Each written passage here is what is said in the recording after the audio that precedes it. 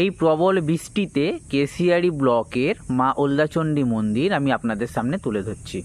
এই মন্দির ওলদা গ্রামে অবস্থিত। দেখুন মায়ের কাছে যাবার যে পথ, সেই পথেও কিন্তু জল হয়ে গেছে। আসলে লাগাতার 7-8 দিন টানা বৃষ্টি চলছে। এই যে আমি মায়ের কাছে নিয়ে যাচ্ছি আপনাদের, দেখুন এটাই হচ্ছে মা ওলদাচণ্ডী, ওলদাচণ্ডী দেবী। সকলে অবশ্যই বলবেন জয় মা ওলদাচণ্ডীর জয়। এখানে কিন্তু প্রতি শনি ও মঙ্গলবার পুজো হয়। সেই সঙ্গে মকর সংক্রান্তির দিন খুব বড় করে ধুমধাম করে পুজোর প্রচলন আছে।